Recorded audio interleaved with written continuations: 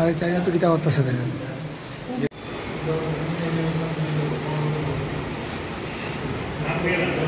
ত্রিপুরা অনিয়মিত কর্মচারী মঞ্চের তরফ থেকে আজকে এই সাংবাদিক বৈঠকে মিলিত হয়েছে।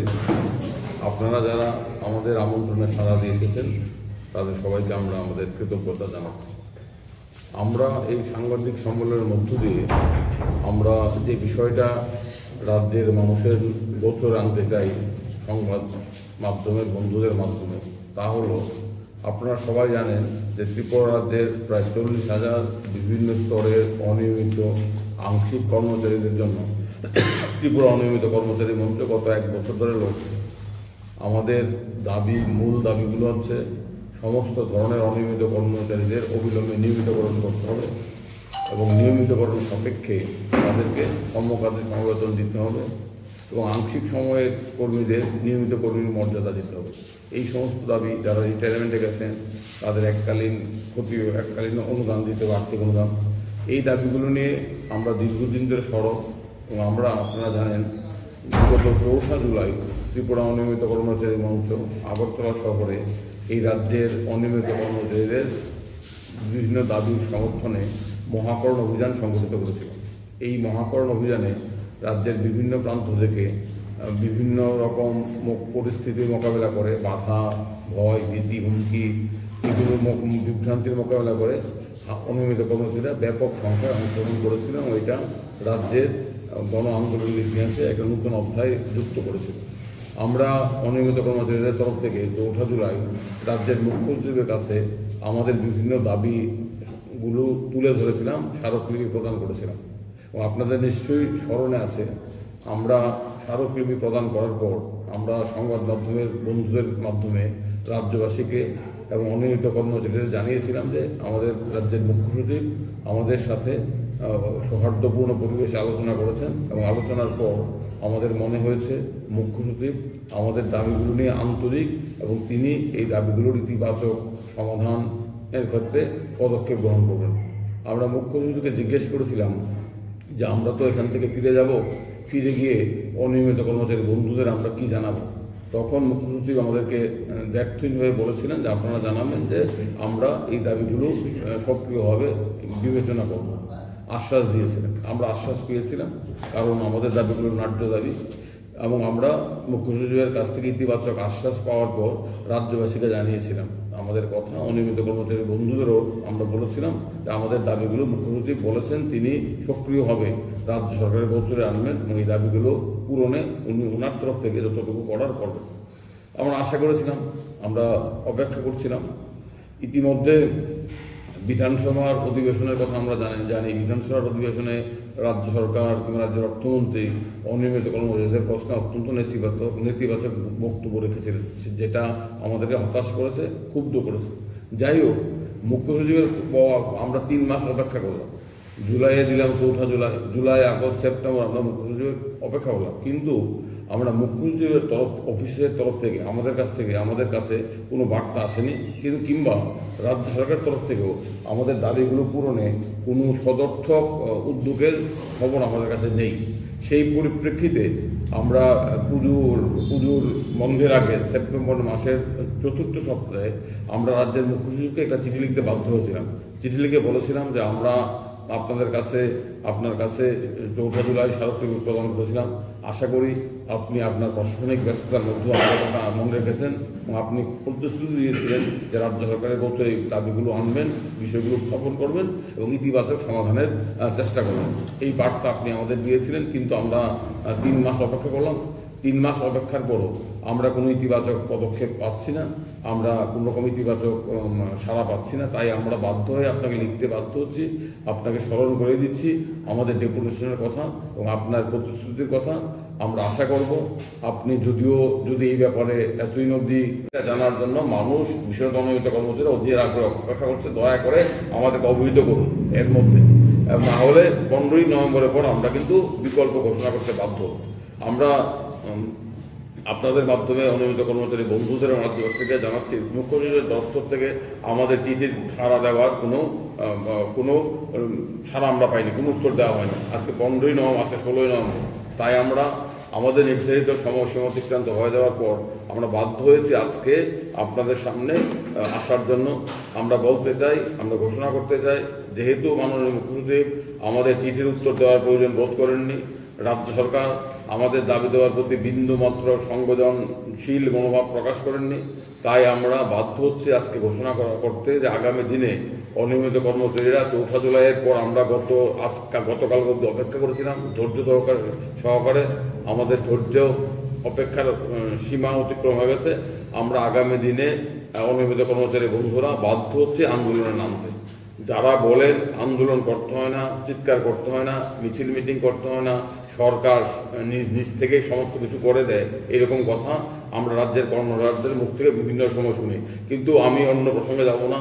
আমরা অনিয়মিত কর্মচারী বন্ধুদের তিক্ত অভিজ্ঞতা হচ্ছে 4 জুলাই আমরা মিছিল করলাম, তারপর আমরা আজকে নভেম্বরের 15 অবধি আমাদেরকে একটা চিঠি দিয়ে জানানোর প্রয়োজন বোধ করা হলো না যে আপনাদের স্মারকলিপি আমরা পেয়েছি, এটা আমরা বিবেচনাধীন, আমরা দেখছি,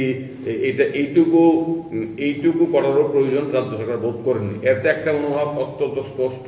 এই মনোভাবটা কিন্তু গণতান্ত্রিক সরকারের মনোভাব নয়, এই মনোভাবটা হচ্ছে সংবেদনহীনতার প্রকাশ, এই মনোভাবটা হচ্ছে উপেক্ষা করার ইঙ্গিত এবং অবজ্ঞা করার ইঙ্গিত। আমরা এটাকে মেনে নেব না, কারণ আমাদের বাঁচা মরার প্রশ্ন। তাই আমরা জানাচ্ছি আগামী কদিন ডিসেম্বর মাসে আমরা উদয়পুরে এবং ধর্মনগরে আমরা অনিয়মিত কর্মচারীদের জোন ভিত্তিক দক্ষিণ ত্রিপুরার অনিয়মিত কর্মচারীরা উদয়পুরে গণ অবস্থানে মিলিত হবেন আগামী ডিসেম্বর মাসে। একইভাবে উত্তর ত্রিপুরা ধলাই জেলার অনিয়মিত কর্মচারীরা আগামী ডিসেম্বর মাসেই ধর্মনগরে গণবিক্ষোভে গণ অবস্থানে অংশগ্রহণ করবেন। এই দুটো অবস্থান কর্মসূচির পর আমরা জানুয়ারি মাসে আগরতলা শহরে আবারও ব্যাপক আকারে বিক্ষোভ সমাবেশ মিছিল করব। আমরা ত্রিপুরা অনিয়মিত কর্মচারী মঞ্চ আজকে বসে সিদ্ধান্ত গ্রহণ করেছি, আমরা এই অনিয়মিত কর্মচারীদের ন্যায্য দাবিগুলোর আদায়ে আমাদের লড়াই আরও তীব্র করব এবং আমরা এই সাংবাদিক সম্মেলনের মধ্য দিয়ে রাজ্যের সমস্ত অনিয়মিত কর্মচারী বন্ধুদের আবেদন করব, আপনাদের জীবনের অভিজ্ঞতা আপনারা দেখে নিন, আর কত অপেক্ষা করবেন? আমরা অপেক্ষা করছি 7-8 বছর, সরকার আমাদের কোনো দাবি পূরণ করবেন না। অনেক অনিয়মিত কর্মচারী আত্মহত্যা করেছেন, আমরা দেখেছি দুঃখজনক ঘটনা। মিন্টুতে আপনার ঋণের জালে আত্মহত্যা করতে বাধ্য হয়েছেন অনিয়মিত কর্মচারী। আমরা বলি আত্মহত্যা পথ নয়, ঘুরে দাঁড়াতে হবে। পুরুষের মতো আত্মহত্যা করলে কেউ আমাদের জন্য কাঁদবে না, আমাদের লড়াই সংগ্রাম করে দাবি আদায় করতে হবে। এবং রাজ্য সরকার আমাদেরকে এই বার্তাটা দিয়েছে তাদের উপেক্ষার মধ্য দিয়ে যে আমরা তোমাদের কথা শুনবো না। রাজ্য সরকার চাইছেন হাজার হাজার অনিয়মিত কর্মচারী একসাথে চিৎকার করুক রাজ্য জুড়ে, তাহলে রাজ্য সরকারের কানে আমাদের কথাগুলো ঢুকবে। আমরা এই চ্যালেঞ্জটা গ্রহণ করলাম, আজকে আমরা আমাদের কর্মসূচির কথা জানালাম এবং রাজ্যবাসীর কাছেও সরকারের মনোভাবটা আমরা রাখলাম। আমরা এখনও আশা করব সরকার, গণতান্ত্রিক সরকার, তার দায়িত্ব অনিয়মিত কর্মচারীদের দাবি দেওয়া পূরণ করা, তাদের নির্বাচনী প্রতিশ্রুতি, তাদের ভিশন ডকুমেন্ট, এগুলোর কথা মাথায় রেখে তারা তাদের আমাদের ন্যায্য দাবিগুলো পূরণ করতে এগিয়ে আসবে। না হলে আগামী দিনে আমাদের আন্দোলন তীব্র হবে। এই কথাটাই আপনাদের জানাচ্ছি। আমরা রাজ্যবাসীর সমর্থন চাই, আমরা রাজ্যের গণমাধ্যম, দৃশ্য মাধ্যম, সংবাদ মাধ্যমের সমর্থন চাই, কারণ আমরা সবচেয়ে বঞ্চিত, সবচেয়ে অবহেলিত, সবচেয়ে নিষ্পেষিত অংশের কথা বলছি। তাই সবার শুভেচ্ছা, আশীর্বাদ নিয়ে, ভালোবাসা নিয়ে আমরা আমাদের সংগ্রামকে আগামী দিনে তীব্র করবো। এই কথাগুলো বলার জন্যই আমি এখানে আপনাদের সামনে আমরা বন্ধুরা মিলিত হয়েছি। যদি কোনো কিছু বাদ থাকে আমাদের বন্ধুরা বলবেন।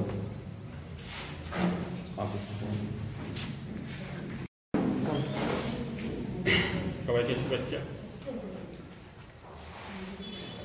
আমরা স্যার যে কথা বললেন যে আমরা দীর্ঘ সময় আমরা অপেক্ষা করেছি রাজ্য সরকারের কাছে, যে আমরা ডেপুটেশন দিয়েছিলাম, সেই ডেপুটেশন থেকে আমরা কোনো সুউত্তর এখন অবধি পাইনি।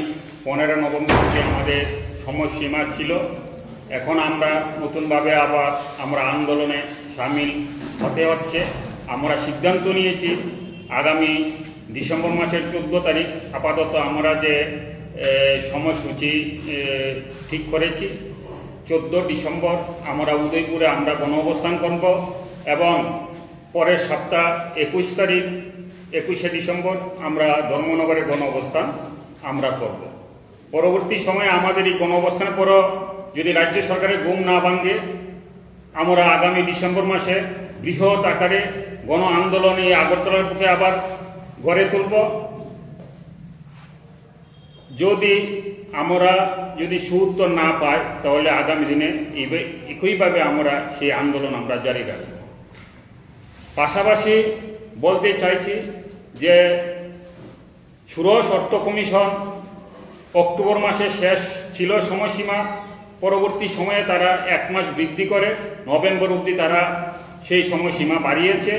আমরা আশা করেছিলাম যে আমরাও যেহেতু নভেম্বর অবধি 15 নভেম্বর অবধি আমাদের যে ডেপুটেশনে আমরা দিয়েছিলাম, রিমাইন্ডার দিয়ে জানিয়েছিলাম যে আমরা 15 নভেম্বর অবধি অপেক্ষা করব রাজ্য সরকার কি সিদ্ধান্ত করে। আমাদের যে 7 দফা দাবি ছিল, কিন্তু আমরা অপেক্ষা করার পর দেখেছি রাজ্য সরকারের তরফের থেকে আমরা কোনো ইতিবাচক কোনো উদ্যোগ গ্রহণ করেননি। আমরা দেখেছি রাজ্যবাসীও কোনো জানতে পারেনি সেই বিষয়ে। তবে যদি কমিটেড এক্সপেন্ডিচারে যদি আমাদের অনিয়মিত যে সমস্যাগুলি বা দীর্ঘ বঞ্চনার যে আমরা এতদিন ধরে যে আন্দোলন করে যাচ্ছি অনিয়মিত সমস্যা নিয়ে, সে আমরা ভেবেছিলাম যে এই নভেম্বর মাসের মধ্যে যদি এক্সপেন্ডিচারে ঢুকিয়ে দেয় তো রাজ্য সরকারের কাঁধে এ বোঝা চাপবে না। আগামী দিনে কেন্দ্রীয় সরকার থেকে সেই অনুদান রাজ্য সরকার পেত, কিন্তু কোনো রকম আশা নেই। সুতরাং এটারে জিয়ে রেখেছে রাজ্য সরকার। আমরা আবারও বঞ্চিত হব এই আশা আমরা করছি। সুতরাং আমরা অনিয়মিত কর্মচারী যারা রয়েছি সেই ইয়াতে আমরা ঐক্যবদ্ধ হয়ে লড়াই আন্দোলন যদি আরও তেজি আমরা না করি তো রাজ্য সরকারের ঘুম ভাঙবে না। সুতরাং সেইভাবেই আমরা অগ্রসর হচ্ছি। নমস্কার।